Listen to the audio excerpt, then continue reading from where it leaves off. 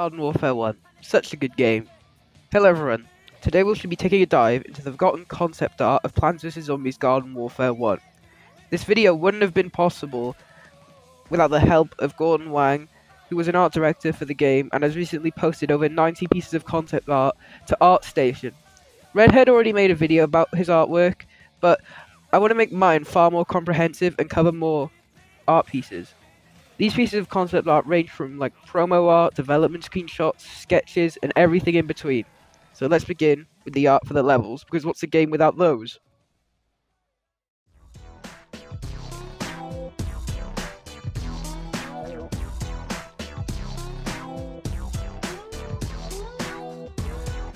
Most of the concept art for the maps are either paintings, sketches, in-game development screenshots, or all three. This isn't a bad thing. Some of these sketches are actually quite interesting, such as this zombified Main Street. A very similar map appears in the E3 reveal for Garden Warfare 2, and could have been an early version of Zombopolis, which name in the game files is Brain Street. Coincidence? I think not!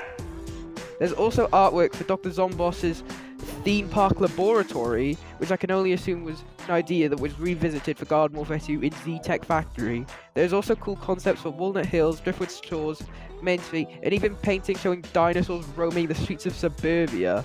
I swear, these concepts show so many ideas that would later be revisited in Garden Warfare 2, it's fascinating.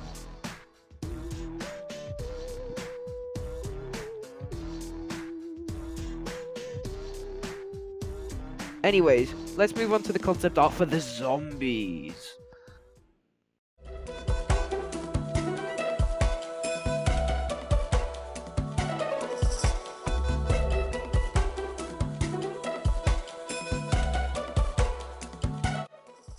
The most interesting part of the zombie concept art is that there is images of the Foot Soldier zombie robot, UFO imps, Zen Sensei, Robo Gargantua, and even the Garden Warfare 2 imp with Z-Mech and all, but with slightly different designs. I'm assuming these are all going to be enemies in the Ops mode, but were left out of the game to be put in Garden Warfare 2. There is also art of the Gravedigger holding a triple barrel shotgun and a SWAT zombie. The Gravedigger and SWAT zombie both have like lots of pieces of concept art, so both were probably scrapped late into development.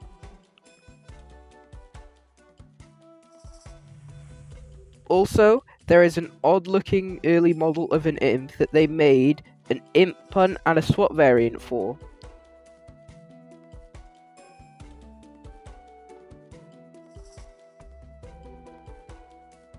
Also, the mascot monster hat was going to be its own variant, and they had a lot of plans for All-Star. They were going to have a linebacker boss, a berserker boss, and they were just going to make tons of concept art for him, even having a Gargantua All-Star.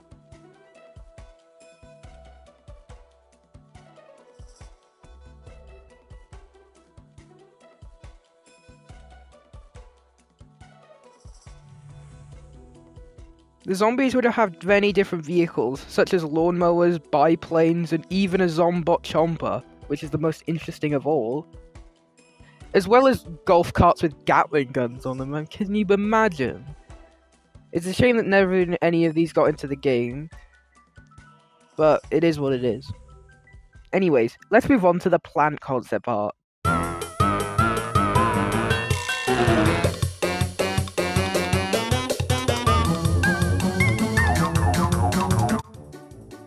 Looking at the plant's concept art, it is obvious that the development team found it harder to find designs for the characters.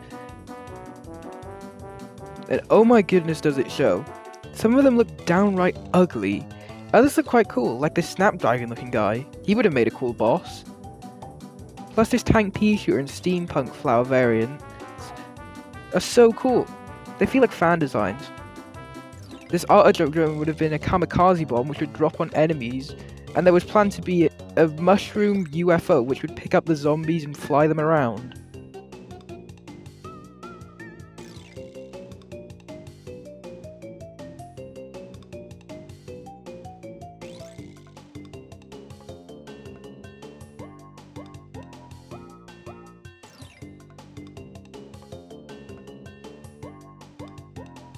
Now it's time for the bonus art, where we see the most magnificent game parodies ever, such as Dragon Rage, Bite and Fall, Plants vs. Zombies in Battlefield 3, Endgame, Petal of Honor, Grass Effect, Plants vs. Zombies Garden Warfare, again, and Plasma P.